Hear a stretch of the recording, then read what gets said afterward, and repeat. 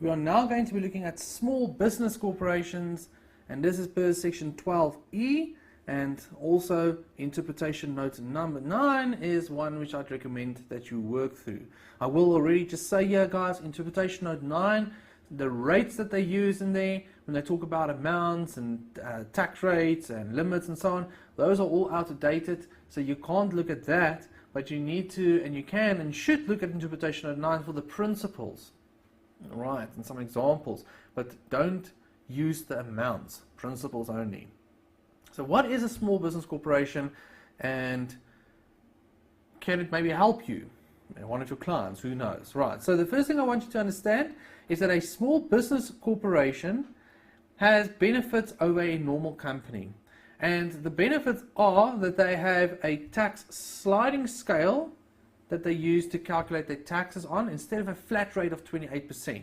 Now, a sliding scale is the same as for individuals. So that means that when a small business corporation makes less taxable income, it will pay a lower amount of tax, like 20%, for example. If it makes a higher taxable income, then it will pay a higher tax rate. Same as natural persons, you and me. The more you earn, the higher your tax rate is. Obviously incrementally as it goes up, but that's the idea behind it. It will still only have a maximum of 28% also. So that's the first benefit, and that's a big benefit. Then the second benefit is that when we are looking at manufacturing machinery, so that's manufacturing machinery are assets which usually qualify for section 12C allowances, and if we look at wear and tear assets, so section 11E assets, these assets have special rules for small business corporations and special tax allowances. So for example, manufacturing machinery, you can claim 100% of that in the first year that you bring into use. Section 11E, 50, 30, 20. 50% in year 1, 30% in year 2, 20% in year 3. So it's better for you. So guys, why do we have small business corporations? Basically, small business corporations are a type of company which is invented to give relief and to encourage entrepreneurs to form companies. So they're saying, if it's below a certain amount of turnover, we will give you these better tax rates and so on. They're trying to stimulate the economy. So it's very, very important. What you will see, and I'll make the comment now, but I want you to, and you'll see as we go along, what you will see though, is that they're trying to restrict professional people from forming a company and using it as a small business corporation instead of working as a sole trader or as a sole proprietor. So for example, they're trying to stop an auditor from forming a small company. They start and being a small business corporation instead of just being an auditor as a natural person. Or they're trying to stop an accountant from a professional accountant or a chartered accountant. Let's say I want to do bookkeeping services. And it's basically I'm selling Roulon de Toys bookkeeping services. They want me to do it as that because they want me to be taxed as an individual. They don't want me to hire in a company. So you'll see there's all sorts of rules to stop that from happening. So right now what I'd also like you to think of is the following. CA Campus. We are a bunch of chartered accountants that form the company, and we are also the ones who lecture and render the service to our clients. Can we be a small business corporation? I want you to think about that question as we go along. Okay, and I'll also come back to it. So that's your practical example. Right, so so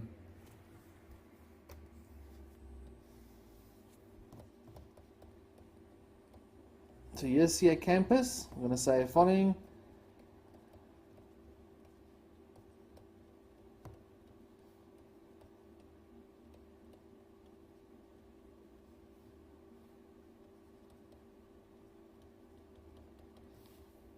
Three natural persons shareholders started it, plus render the services. Right. Let's say this is how we started. It's not necessarily how we are now, but that's how we started. So three natural persons started it, and they rendered the service to the customers personally. Okay. So I'm going to talk about it in a second. So first thing, guys, just before we move on, small business corporations, very important in the exams. If they do ask it, if you miss it, you'll lose a lot of very simple marks. Not very difficult, though. Okay, so here we go for small business corporation. So when are you a small business corporation? So the first thing is they tell you, this is in section 12E4, they give us the definition. They tell you a small business corporation means any closed corporation or any private company as defined in section 1 of the Companies Act, or a personal liability company, so a PLC, as contemplated in section 8.2 of the Companies Act. If at all times during the year of assessment, all the holders of the shares in that company, cooperative, closed corporation, or personal liability company are natural persons. So important, it must be a private company or CC, and everybody must be natural persons. Very important that you see here, guys.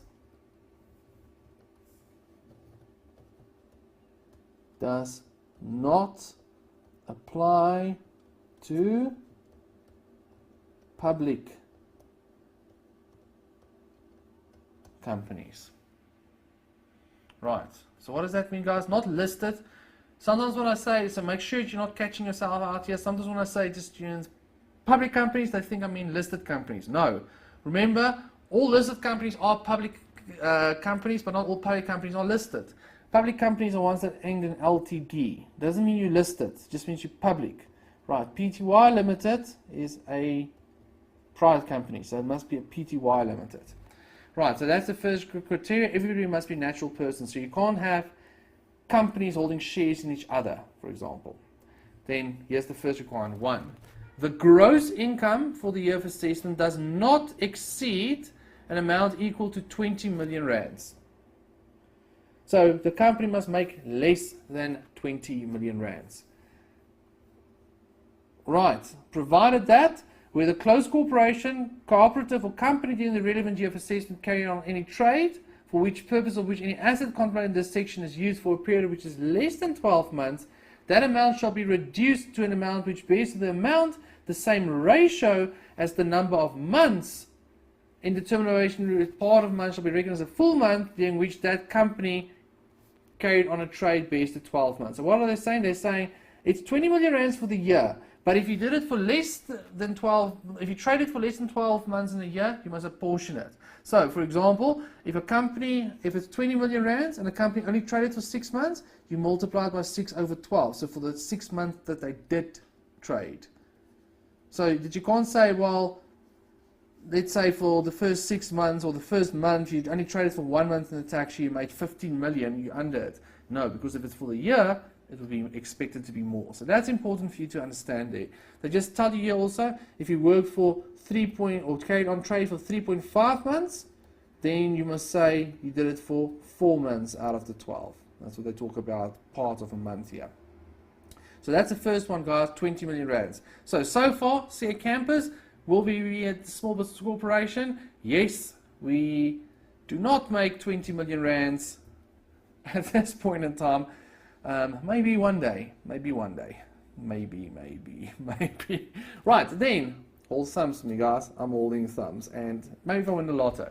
Then number 2, section 12E42. It says now, this is now still part of the small business corporation requirements, just the next one. It says, at any time during the year of assessment, no holder of shares in the company or member of the closed corporation holds any shares in the equity of any other company. So what are they saying here? They're saying that the shareholders, remember in the first paragraph we saw here, they tell you everybody must be natural persons.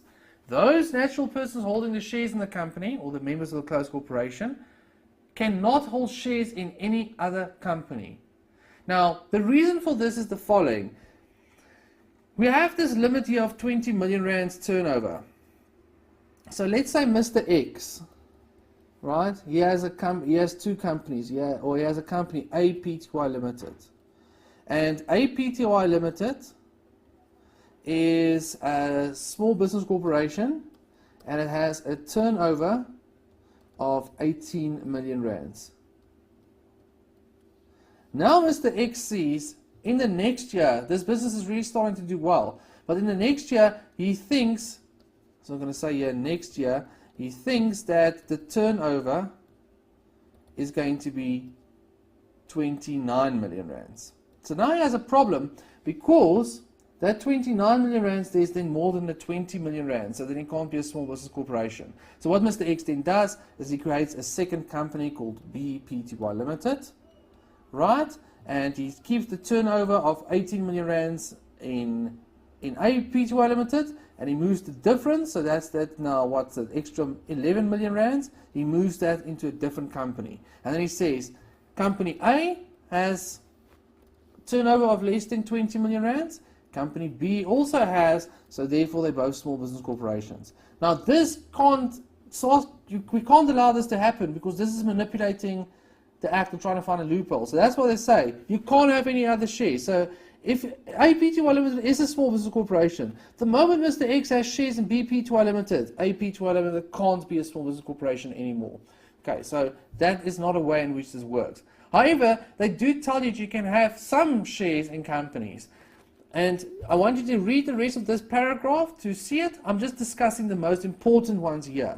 So the first thing is they tell you you may have shares in a listed company. Why can you have shares in a listed company? Because you are not going to have the majority of the shares in a listed company if you have a small business corporation. So that's basically what they're saying. If you have a couple of shares, there's obviously an investment. You're not going to be able to manipulate the tax like we did here. You're not going to be able to take this and put this into the listed company if you just have some shares there. Because remember, it's now you and me, guys, natural persons. Can you own the listed company and then at the same time we'll have a small business corporation? It's very, very unlikely. Right. If you have shares which are in a portfolio of a collective investment scheme, so if you invest money with Old Mutual, for example, and they invest your money in a collection of different shares, then you actually are owning different shares. But they'll say here, you're not controlling them. So again, you're not having this situation where you're manipulating tax. So they will allow that. They say if you have shares in a company that did not carry on any trade and which did not own assets with a value of exceeding 5,000 rands, that's also fine. So what are they looking at here? They're looking at a dormant company. So they're saying it must be a dormant company that didn't carry on any trade and must not have assets of more than 5,000 rands. Then it's fine, because they're also saying, again, that company is not active. Right, and you also can have shares in a company or a CC that is currently being deregistered or liquidated. Again, because the company is going to cease to exist, so you're not going to have this manipulation. So you can see what they're trying to address there. So that's the second requirement. First requirement, turnover less than 20 million. Second requirement, no shares in any other companies. Third requirement, they say not more than 20% of the total of all of your receipts and accruals, other than those of a capital nature, so not capital, and capital gains of the company consist collectively of investment income and income from the rendering of a personal service. So these are the two important words for you guys. Investment income is one term, sorry, not words, they're one term, and the rendering of a personal service. They're saying, if we look at the total of all of your income, if more than 20% of that comes from investment income or from personal services, then you can't be a small business corporation. Okay, and I'm going to talk about that in a second, what those two things mean. They also tell you you cannot be a personal service provider, as defined in the fourth schedule. So that is something we will study a little bit later on in these notes, what that means. Okay, so just for now, just understand you can't be a personal service provider. So back to point 3. What is investment income and what is personal services? So investment income is income that the company receives in the form of dividends, foreign dividends, royalties, rental derived in respect of immovable property. And this I'm going to want you to just write there, longer than 1 month. So this is if you are renting out property which people can stay in for longer than a month. So for example, you're renting out a flat to someone. This is not for something like a bed and breakfast or hotel. Sure, people can stay there for longer than a month, but that's not typical. So what this is trying to stop you is they're saying if you're carrying on a hotel business or a bed and breakfast or something like that, they're not viewing that as investment income. That you can find in the interpretation note relating to this section. Now, guys, and annuities or income of a similar nature. So let's just talk up to there. So investment income is basically In this case, what they're talking about is passive income. It's dividends. So you bought some shares, now you're earning dividends, right, and foreign dividends. That's passive income. Royalties. You invented something, or you wrote something, you sold it, now you rent it, people are using it, now you're getting royalties. Rental from immovable property. I bought myself a house, I'm renting it out to someone. Okay. I don't know, that's not completely passive income. Right, because if you're carrying on it, this is considered a carrying of a trade, but for this section, they almost view it as that. And then annuities, right, or income of a similar nature. So they're trying to say, we don't want you to put, you must be carrying on a business, an active business where you're buying and selling things, or you're making things. That's what they're trying to do here. Any interest contemplated in section 24J, so interest income. Right, and then guys, they're talking about any proceeds from investment of or trading in financial instruments or immovable property. And when they talk about those proceeds, if you look at the interpretation note, they say you should read that as the capital gain. So you should not read it as proceeds, you should read it as proceeds less base costs. That is what that means.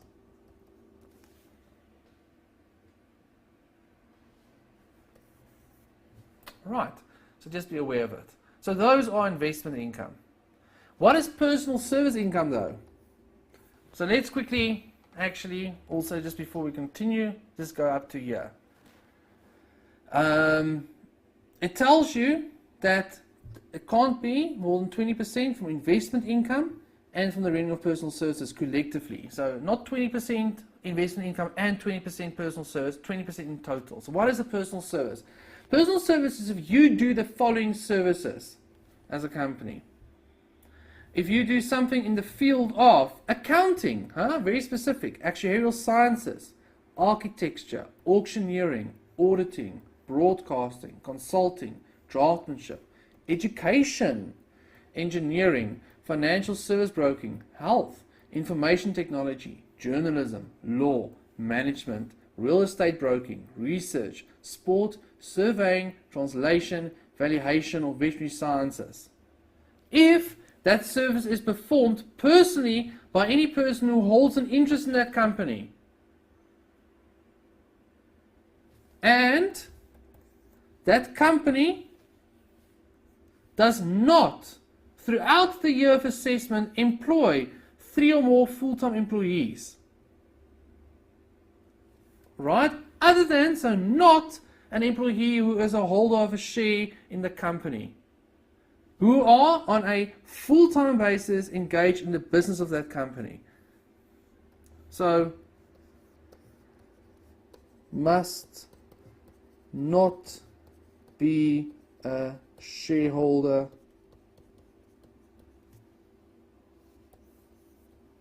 or a connected person. So what are they trying to say here?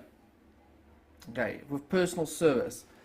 Can you see, guys, all of these things that we went through here, these are all things that you can do personally. Accounting, auditing, consulting, financial service broking, education, right, all of those things. Sport, research. So they're trying to stop you and me, being natural persons, from using it in a company. So what are they saying? They're saying if you do it personally, then it's a personal service. But it's not, they tell you it's not considered a personal service if you employ 3 or more full-time people. And those 3 or more full-time people must not be shareholders and they must not be connected to you. So for example, if you start a company, you can't employ your spouse and then say, okay, my spouse is actually working here. So let's say there are 4 friends that start a company, A, B, C, and D. They all have 25% of the shares in this company. Right, and they 4 accountants or 4 auditors, and they say, all right, let's the 4 of us start an auditing business. We want to be a small business corporation, but we want to keep the costs low, or we can't afford to appoint lots of people. So what we're going to do is we're going to each just appoint our spouse. A appoints his spouse or her spouse, B his or her, C his or her, D his or her spouse. Now they say we've got 4 people employed with us. Now can you see, guys, that's a way to manipulate it again, because then A is basically and his wife or spouse, and B and his or her spouse, they're just going to share the income. That's the risk there. So that's why they can't be connected. So it must be independent people. So they're saying if these 4 friends get together and they start a business, that's fine. But they must employ at least 3 or more full-time employees. So you need to employ people so that you're not just hiring and actually just you performing the business. Because if it's just the 4 of you performing it, why aren't you just rather sole traders? That's what they're trying to do. Or just a normal company. We're not going to encourage that. So they're trying to encourage people also to appoint people. So let's go back then to CA Campus. So CA Campus, or is CA Campus a small business corporation? Right. So we are all natural persons. In this company, our turnover does not exceed 20 million rands.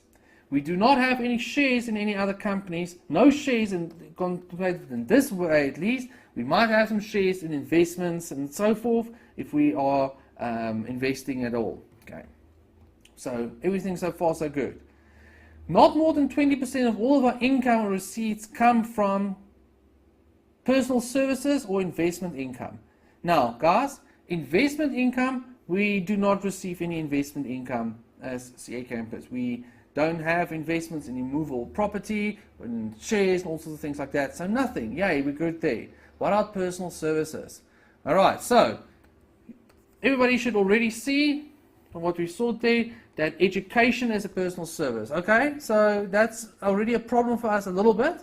Are we doing it personally? So I'm a shareholder, and I'm giving you an education service, and you're listening to me right now, and I hold an interest. So I am doing it personally. But do we employ 3 or more full-time staff members who are not connected to the business? No, we don't. So what is the income from CA Campus? Everything is personal service. So 100% of our income is personal service. Therefore, it exceeds the 20%, and we cannot be a small business corporation, unfortunately. Right, so small CA Campus, not a small business corporation. We are also not a personal service provider. All right, so now, if you have qualified as a small business corporation, what happens for you? So this is the write-offs. You've already studied it under capital allowances, but this is a quick reminder. Small business corporation, not a small business corporation. If you have manufacturing machinery, you can get 100% of the cost as a deduction immediately in the year when you bring it into use when it's a small business corporation, no apportionment. For Section 12C, if it's not a small business corporation, 40, 20, 20, 20 if it's new, or 20 over 5 years. Right, you must use the correct one here. So if you are a small business corporation, you must apply the small business corporation rule. The next one is non-manufacturing assets, but it's our movable assets. Right, movable. You can either, if you're here you have a choice, and you can do it per asset. You can either use the small business corporation rate, 50% in year 1, 30% in year 2, 20% in year 3, and with no apportionment. This is the most common one to use, and the most preferential one mostly. Or you can use Section 11E, the wear and tear section. Remember, this one is apportioned, and you have to write it off to 1 rand. The only time you should really look out for Section 11E is if the asset costs 7,000 or less. Because if that happens, you can write off the full amount in year 1 under Section 11E. That's per interpretation note 47, if you remember correctly. Right, so guys, please do look at that again. And then guys, small business corporations have a special tax table. You will find this in your SACA student handbook under the tax rate section. Please don't memorize the tax table. Please note, guys, that the university and SACA will assume that you've got the latest SACA student handbook. If there's any other tax table which is applicable, which is not in your SACA student handbook, they will provide you with that. But unfortunately, if you have an old, outdated SACA student handbook, you might not get the relevant tax table. You need to look at the year end of the company. So they might tell you that companies with a year end of May 2018 have a different tax table from companies with a tax year end before then. So you'll just have to look at what it says. It will clearly indicate it.